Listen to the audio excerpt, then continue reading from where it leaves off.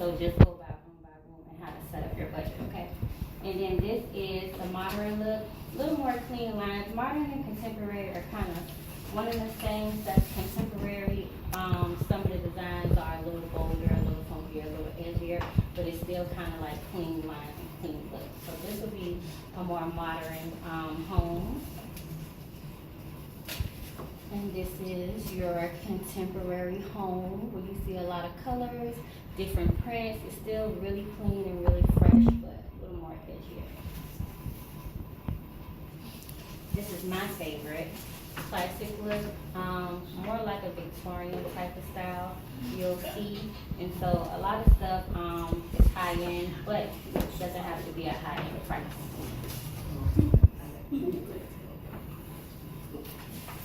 And then this is your traditional, something that you might see in like your parents' home or your grandparents' home, but traditional is still good in, you know, if you're a younger person or whatever age, because traditional is just not the bulky furniture anymore. It's still a little more up to date nowadays. But when you see traditional, you normally see the sofa, the love seat, the armchair, in the bedroom. You'll see beds and a nightstand and the chest or dresser. You'll see all of the furniture pieces versus like the other ones.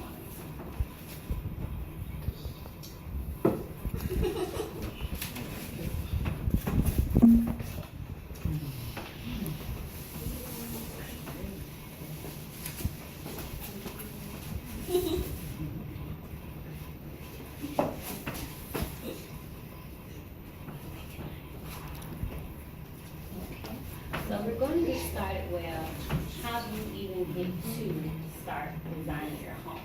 First things first, you need to create a budget. And creating that budget, that's money that you have saved, money that you have coming in, your rainy day money, any money that you have overall. And so when you start to make your wish list, what you want to do is make a wish list as if you were a millionaire. Once you make that wish list, you then at that point come back to reality and figure out the money that you have and what you're working with. Because even though I like the Victorian style and some of the pieces may be costly, you can still find that stuff on a budget. And so I'll get into how you splurge on certain pieces and what you kind of scale back on. So after we make our budget as if we're a millionaire, we figure out, when you say you need more space, you have to figure out what does that space consist of. Do you need more space as far as, are you going to like purchase an armoire, or are you going to purchase like a built-in? Built-ins are a little more expensive versus an armoire. So you got to figure out what's comfortable, what's functional, and what works with your budget. And so after we do that, we come down to our actual budget. You have to be 100% honest with yourself on your spending, because you don't want to overspend and then you're lacking on stuff that you really need to pay, like your regular expenses and your regular household utility bills. And mortgage. Yes, definitely have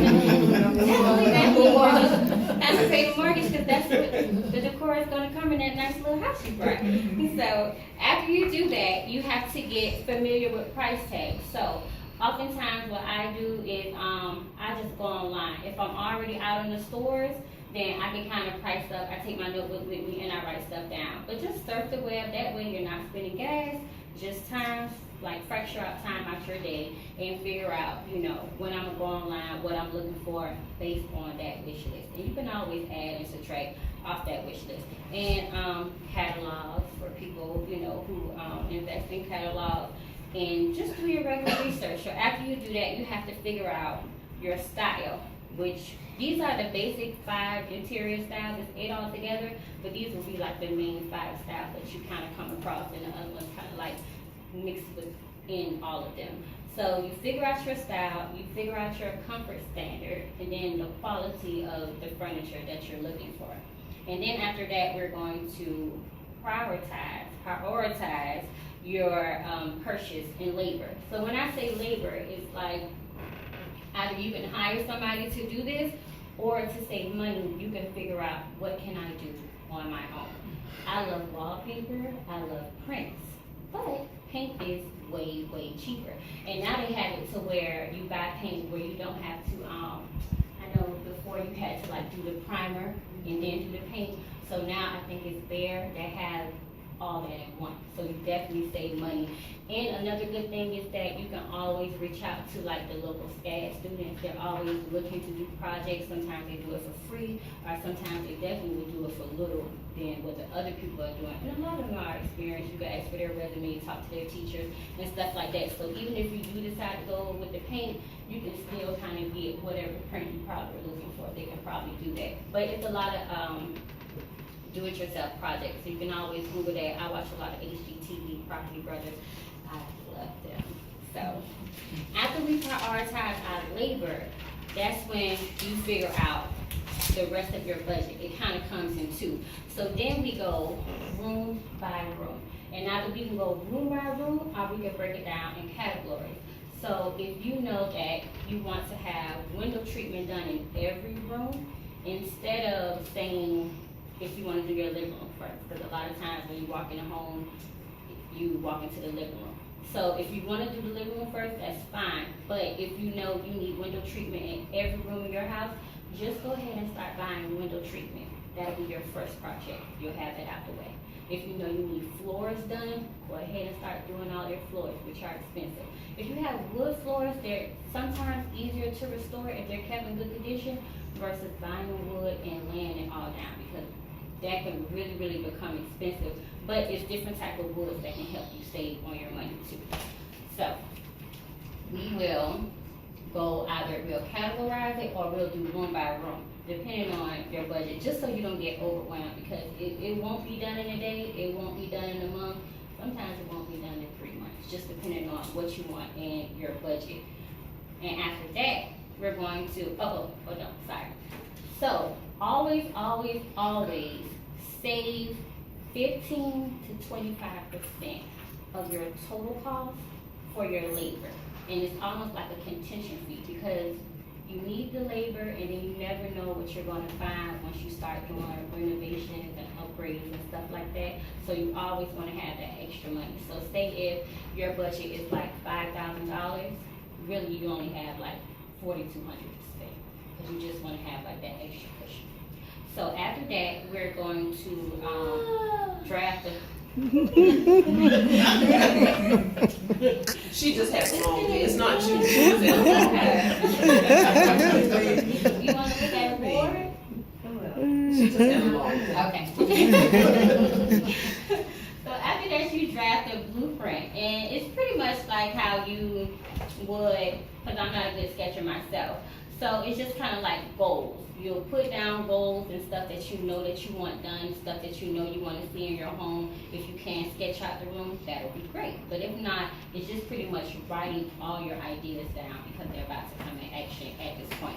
So you figure out like, what do I need done? What do I need to purchase? You know, you have to be practical about your project. If you have like old carpet, am I going to restore this old carpet? I'm just going to buy new carpet. Am I going to bust the floors? You know, you just have to kind of figure out all of that, because that will take out a chunk of your expenses. Floors are very, very, very expensive. So you really want to know like the amount of money that you'll be spending, and then you have to set yourself like a timeline on these things, and go ahead and start like itemizing everything, because a lot of curtains you buy in the store, you can actually, curtains are not hard to make, but if you know somebody that make curtains, me. You can buy the material and just have it sewn, and that way you get exactly what you want. But you know, it's all in figuring out, juggling what I'm going to scale back on and what I'm going to splurge on. So then we move to invest in important room features. This is the splurging part. So you have to figure out, it's always good to splurge on your everyday stuff. So typically when we buy homes, we plan on being in these homes forever. Sometimes, not a bad thing if you don't wind up being in the home. Sometimes you move, sometimes you may rent it out, whatever the thing may be. So when a future buyer comes into your home and start evaluating, they always look at like fixtures. So if you have like a nice chandelier, kitchens are very important to people. Bathrooms are very important to people when they're looking at the home. They're looking at the space, the bathrooms, they're looking at the upgrades, if they want to accommodate them. Some people like showers, some people like tubs. A lot of people, you know, sometimes, I think in the newer homes, homes, some of them are getting away from like the combination, so you have like the separate showers and the separate tubs, but you find some people that kind of like both. But you just want to know how to, you know, what are the features that I need. And then also, in bathrooms, when you do upgrade, I always think it's good to do like a double sink, especially when, you know, you have couples coming in, and a lot of people with children. My son, he's 11, and he's always in my room. He has his own bedroom. I don't understand it. He's in my room. He's in my bathroom. He has his own bathroom. But y'all know how it is. Kids are just always under you. So you just want to look at those things, because a lot of people that purchase homes are, you know, a family pretty much. So after that, you figure out what you want to splurge on, and then you save the little money for like your extra money for like your linens and stuff like that. So once we do that, that's when the cosmetic stuff comes in, and that will be like your linen, if you want to do a little bit of upholstery and stuff like that, which you can, which is still fairly inexpensive. You can like revamp your furniture. You don't always have to run out and rebuy new furniture. You can definitely do that. She does that. So now you know somebody that can kind of fix your furniture. So, and then also you have to make trade-offs. This is what I was saying about juggling your money around. You have to figure out, because some people with money, they get a little unrealistic. And I know I'm impulsive sometimes, and if I see something, it's like I want it, but do I really need it type thing. So the same thing we've learned, you know, when we were kids. Now that we're adults, you have to really put that into place, especially when you're like doing your home. So you just have to figure out like what you're going to scale back on. So like example, if your floors are eating up your budget, downsize. Instead of like redoing, like if it's your living room floor, instead of doing the whole floor over, get you a nice area rug that's big enough, and it'll cover up that space, and it'll make it look like new. And then you want to common budget busters in mind. So this is what I was talking about, like a contingency, when you save another 10 to 15% for the unexpected stuff, because like renovations, when you find things, and then if you never like put away a certain amount of money, then that's going to kind of put your renovation at a halt. And once they start drilling, or once you start drilling, then you're just going to have this big old hole in your house or wherever you're doing, and then it's just going to kind of sit. So you don't want that. So always, you know, put up some extra money for that. And then like I was saying about the impulsive buying. So when you are out and you're spending, take your list with you, like glue it to your hip, put it in your purse, whatever you need to do, just so you can stay on track and your house can turn out exactly like how you want it. And then when it comes to freights, when you're ordering big things from companies, when you're ordering multiple things, they do offer discounts. If they don't advertise it, if they don't say it, always ask them. And you might have to wait on some of the pieces, because what they'll tend to do is send you things piece by piece. But you can just say, oh no, I'd rather just wait for everything to come on the 15th, and that way you'll get that one cost versus, you know, tax, cost per thing, and then per delivery. And then last but not least, phase it in. So unless you have like an unlimited budget, you want to do like everything right. And so if you don't have the money to do your whole house at one time, that is totally normal. So that's what I was saying about like doing room by room, or doing your window treatments, or, you know, start buying little pieces of furniture, or like your accent furniture and stuff like that, like your lamps, your pillows, or whatever the case may be. So just like baby steps. You just gradually start buying stuff and doing stuff like one by one, so you definitely don't get overwhelmed. That way your money's on track. That way you're still paying your mortgage on time. Food expenses, your children expenses, your expenses, cars, just whatever your monthly bills are, you're staying on track with that if you go by the book with that budget and save and then prioritize. So, any questions?